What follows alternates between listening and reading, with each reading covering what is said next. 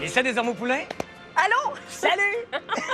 Bienvenue à Sucré Salé. Merci. On s'est quand même un peu côtoyés et jasés pendant la pandémie, amis que nous sommes dans la vie. Ouais. Et surtout parce qu'un sujet nous a rassemblés. Et, oh, tu me vois déjà... oui. Tu me devines. Il faut que je me calme. À chaque fois que je suis avec toi, je suis bien trop énervée. Je veux parler à ta place. Fait que je vais te laisser parler. Ben, je fais allusion à quoi? Si on s'aimait, c'est-tu de ça que tu veux parler? Nous avons été deux grands fans Oui. de Si on s'aimait. Tu dis que ce show-là t'a fait du bien. Je pense que pendant la pandémie, j'avais le goût de connecter avec des humains. J'avais le goût d'en voir que je connais pas, d'en découvrir. Mais ouais, je suis un peu voyeur peut-être, mais ça m'a beaucoup divertie en même temps. C'est plate parce que c'est quand même la vie de gens qui existent pour vrai, mais divertis dans le bon sens, là. J'ai ici dans le... Bon, Ben, mais qu'est-ce... voyons donc. T'avais-tu caché ça, là? Ça pousse parmi les fleurs, ces petits cartons-là. OK.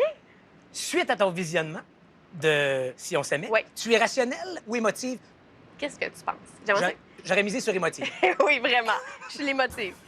Puis des fois, je vais le garder pour moi, mais je vais le vivre tout en dedans. Puis ouais, je suis l'émotive de la gang. Quand je dis la gang, là, c'est un peu bizarre, mais avec mon amoureux, je suis l'émotive. C'est vrai que de la gang. Ben oui, de la gang, comme si on était 15 en couple. Mais Qu'est-ce que je sais pas de ta vie? Qu'est-ce que tu me caches depuis tout ce temps-là? non, on n'en parlera pas ici. OK, parfait. Ouais. Et tu es vite ou lente? Bien, vite, tu t'actives rapidement, tout est urgent. Ou lente, tu repousses le moment d'agir et tout peut attendre. J'ai fendu la tête de mon caméraman. La carte était comme ça dans son front. Mais ça va, Mélie? Ben là, je m'excuse, mais il y a comme plein d'espace, mais t'as pogné sa tête. Ben oui, je vise toujours mes caméramans. Ça t'a-tu fait mal? T'es-tu correct? Je suis vraiment désolé, Martin. Ouais. En même temps, pas tant que ça. Qu'est-ce que tu disais, là? Je te demandais vite ou lente? Ben là, je suis vite. Ça paraît, là, que je suis de la vite, de la gang. Arrête de dire ça. Je sais pas pourquoi je dis ça. Mais, ouais, j'aime mieux agir des fois que prendre le temps puis réfléchir. Je suis hyperactive. Quelqu'un en bonne santé s'en serait sûrement sorti. C'est clair. Comment ça, c'est clair? On le sait pas. Il va falloir que je fasse mon testament. Cet hiver, on t'a vu incarner la docteure Chloé Roy-Bélanger dans la série Épidémie. circonstances, T'as réagi comment quand, dans la vraie vie, il s'est passé bien ce que vous aviez tourné quelques mois auparavant? Au début, je trouvais ça rigolo, même que j'ai posté des photos. Tu sais, de moi, on jouait quand j'étais malade. On prenait des photos de moi quand j'étais malade, puis j'ai complètement enlevé ça parce que c'est comme si je riais de la situation. Et là, tout d'un coup, c'est devenu réel, puis non, ça m'a plus fait peur qu'autre chose. Dans l'épidémie, ça se termine bien. On réussit à trouver un vaccin. Mais là, dans la vraie vie, fait que je sais pas, j'en ris plus vraiment.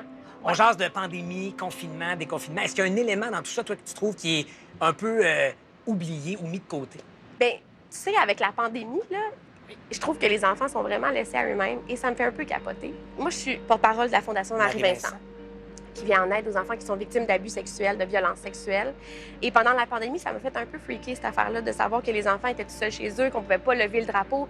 L'école, la garderie, ça reste souvent les milieux où on lève le drapeau puis on fait des dévoilements. J'angoissais complètement. Fait que si ça nous tente, mettons, on peut acheter des masques chez Bouclair. Je pense que c'est 5 $ qui est remis à la Fondation pour chaque masque. Bien, on va en avoir besoin. On a besoin d'argent pour aider ces enfants-là. Oui, Christelle a arrêté de travailler. Non, elle n'a pas tout fait toute seule. Monsieur Cabal, pouvez-vous répondre à la question, s'il vous plaît? Est-ce que vous avez arrêté vos activités professionnelles pour vous occuper de la famille? Non, mais la situation... Parfait, merci.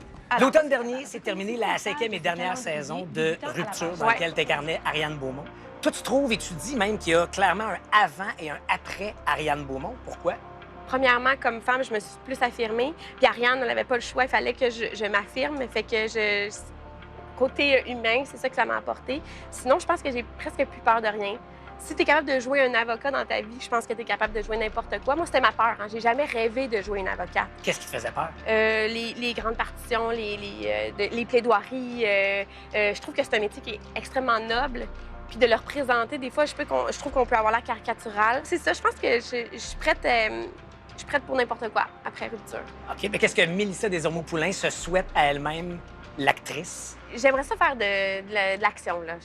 J'irais vers l'action, quelque chose de très physique. OK. L'action parce que tu veux faire tes propres cascades ou parce que... Ouais, j'aimerais ça. Pourquoi pas? Ça va me sortir complètement de ma tête, là. Ouais, j'aimerais ça. Ce serait un défi. Bien, je te le souhaite. OK? Ben, je te dirais que peut-être que ça s'en vient. Je dis ça de même. Qu'est-ce que tu dis sans dire? Ben non, je peux rien dire de plus. Je te dis que peut-être que mes rêves vont se réaliser. Correct ou... Ben, moi, je trouve ça très correct. Mais moi, j'en prendrais plus. Mais non, je peux pas. On va s'en reparler. Ben, désolé, c'est ici que ça s'arrête pour ce soir avec Mélissa Desormeaux-Poulain. Fait que c'est quoi? Ça tourne plus, là. C'est vrai? Mais non, je vais pas te le dire. Arrête donc, je vais pas le dire. En tout cas. À un moment donné, c'est que les portes se sont ouvertes. J'ai eu des auditions que j'aurais jamais eues. Tu sais, À l'international? Oui, à l'international, comme Game of Thrones, des affaires comme ça. Fait que j'ai eu... Attends, excuse-moi, t'as auditionné pour Game of Thrones? Oui. Ben, tu le savais? Absolument pas. Attends, mais c'était pour quel rôle dans Game of Thrones? Mélissandre, la sorcière. Est-ce que tu l'as écouté? Je n'ai aucune idée de quoi on parle en ce moment. Pour vrai? Tout le monde sait c'est qui, Pat. Donc, je suis supposé d'impressionner en ce moment. Oui, oui, tu ferais comme, oh, on t'aurait vu tout nu beaucoup. Tu m'aurais dit ça. Ouais, c'est du coup. Oh, on t'aurait vu tout nu. Beaucoup. Beaucoup. Toi, ça, jouer tout nu beaucoup, ça t'aurait tenté, t'aurais... Ben non, mais c'était sûr que c'était mon blocage, puis ça demandait, tu sais, une nudité frontale complète. Puis j'ai fait, ben, j'essaye l'audition, puis on verra après, là. Mais non, j'aurais été vraiment gênée. En même temps. To shoot in New Zealand. Yeah. Why Dressed not? or naked. You know. Quelle mauvaise idée t'as eue de tout effacer ce qu'il y avait sur son cellulaire. Oh! Tu dis depuis les dernières années que t'oses te mettre de plus en plus en danger. Et à titre d'exemple, tu parles entre autres de Bébéatrice, Oui, mais cette c'est série dans parce laquelle que tu moi, fais je du fais doublage. juste C'était pas bien inné ou naturel pour toi de faire ça? Ben non, pas du tout. Chose étrange, moi, j'ai l'impression que je suis plus payante à l'écran parce que je sais pas, je suis expressive puis tout. Fait qu'avec ma voix, c'était vraiment un beau défi. Me mettre en danger, est-ce que Bébéatrice me met en danger? Non. Je pense que c'est plus du luxe de plaisir, ça. OK. Ouais. Qu'est-ce que tu évoques d'abord quand tu dis te mettre en danger? Ben, je vais choisir des rôles qui sont un peu plus audacieux, qui sont moins importants, mais plus spéciaux. Je vais dire oui à des trucs que je dirais peut-être pas. Et je m'expose un peu plus, quand même, je trouve, qu'avant. C'est-à-dire? C'est-à-dire que je parle quand même de ma vie. Je montre les photos de mes enfants des fois. Tu sais, il y a quelque chose, j'ouvre un peu plus, puis je me rends compte que c'est correct. Il faut trouver le dosage, là, puis je pense qu'on peut croire à mes personnages, même si on me connaît un peu plus dans la vie. C'était ça ma crainte, moi. Fait que Tu te retenais de t'exposer de peur que... on croit plus à mes personnages. Ouais. Et là, je réalise que, tu sais, on fait la part des choses. Puis c'est correct qu'on me voit un peu plus. Là. Il y a peu de théâtre aussi Ouais. sur ta feuille de route. Ouais. Et tu dis que ce médium-là t'effraie. Complètement. Pourquoi? Mais parce que j'ai pas appris la base. Moi, j'ai l'impression que je pense que le jeu reste le jeu, mais j'ai pas fait d'école. C'est à tous les soirs, faut que tu sois constant. T'es pas là avec ta famille. Il y a comme plein de choses qui m'effraient. Je dis pas que je vais pas en faire, mais pour l'instant, je dis encore non au théâtre. Est-ce que tu as eu des propositions? Oui, il y en Ah a. ouais? Ben oui. Oui, mais j'attends peut-être que je vais tomber en amour avec un texte un jour, puis je vais le faire. Donc, c'est non pour l'instant. Pour l'instant. Fait que là, tu vas dire, tu te mets pas vraiment en danger. C'est ça. En tout cas, je suis déçu de ton niveau de dangerosité. Ouais, mais ça va venir. Je me mets en danger, je me mets en danger. Tu le dis, mais tu le fais pas. C'est ça. C'est ça, dans le fond.